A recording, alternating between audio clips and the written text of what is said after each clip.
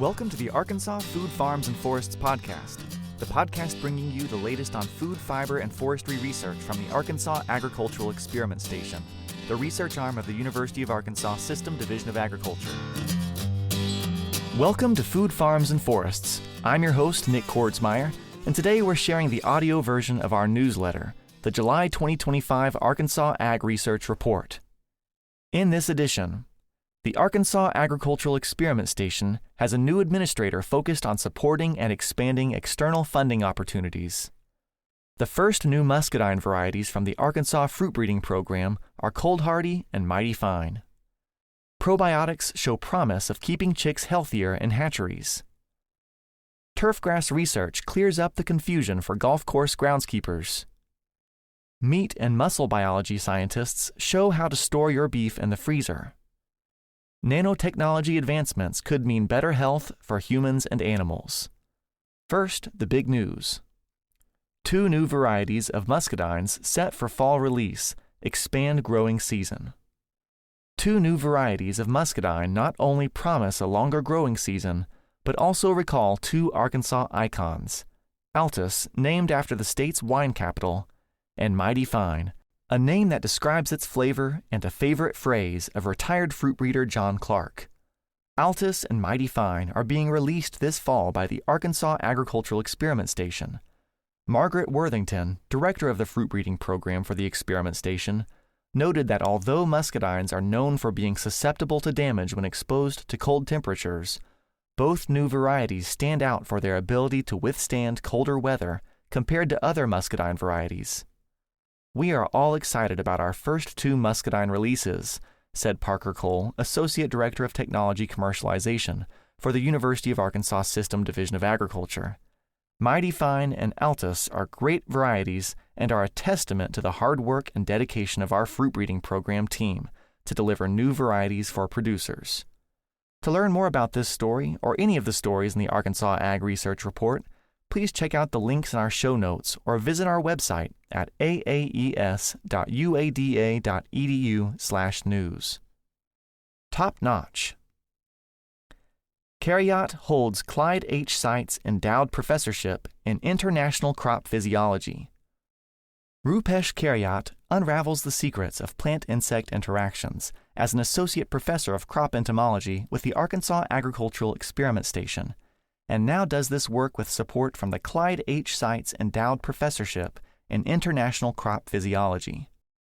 Cariot teaches courses in the Entomology and Plant Pathology Department for the Dale Bumpers College of Agricultural, Food, and Life Sciences at the University of Arkansas, and has an appointment with the Arkansas Cooperative Extension Service. With the additional resources available as a lab, we hope to better understand plant response to both biotic and abiotic stressors, with the goal of building resilient crops that benefit the state of Arkansas and beyond, while also developing novel pest management tools that can be employed for sustainable agriculture, Cariot said. Arkansas Research Alliance awards additional funding for essential research. 3 researchers from the University of Arkansas System Division of Agriculture were awarded bonus grants from the Arkansas Research Alliance, with supportive funding from industry partners for projects that develop innovative applications for rice and soybeans. All 3 of the researchers are in the Food Science Department. Samira Faizi, an assistant professor of analytical protein chemistry, Scott LaFontaine, an assistant professor of food chemistry, and Mahfuzur Rahman, an assistant professor and grain processing engineer. New faces. New Arkansas Ag Experiment Station Administrator eyes continuous improvement on impactful research and development. As a researcher, educator, and administrator with a knack for making connections, Cynthia Sides has a vision for the Arkansas Agricultural Experiment Station that is geared to broaden and strengthen its impact in the state. Sides' new role as Associate Director for Research Development and Compliance at the Experiment Station focuses on supporting and expanding external funding opportunities and maintaining compliance with grant requirements. "I want to help our researchers thrive in their own innovative endeavors," Sides said. "Their research is synonymous with impact for Arkansans, and for me there is no better vision than for the experiment station to be the collaborative leader in research development initiatives that result in increased impact for the state. Research spotlights. Probiotics prove to be powerful chick hatchery disinfectant. Scientists with the Center of Excellence for Poultry Science sought a way to eliminate harmful microbes in poultry hatcheries while preserving the helpful ones.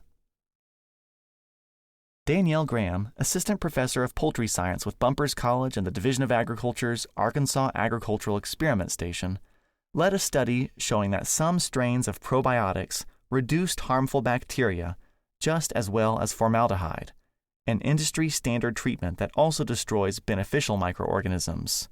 The study was published in the Poultry Science Journal. Look to the data, not the marketing. Turfgrass research shows no differences in penetrant and retainer wetting agents. Turfgrass researchers with the Arkansas Agricultural Experiment Station have helped the turfgrass industry clear up confusion over soil surfactants used as wetting agents on golf course putting greens that are marketed by different names. Mike Richardson, professor of horticulture for the experiment station, said that in the absence of data from the federal registration and labeling process, marketing terminology and anecdotal evidence have been used instead. Their study found inconsistent differences in wetting agents marketed as penetrants and retainers. How do I store beef in the freezer? Bulk purchasing of beef for at-home frozen storage has its advantages for extended shelf life, but new research offers insight on how to do it and retain the most quality. Derico Setiabrata, an assistant professor of meat science and muscle biology, recently published a study showing that larger cuts retain color quality better compared to freezing beef as individual steaks. Setiabrata and his fellow researchers also found that typical consumer freezing practices only minimally impacted the final product quality.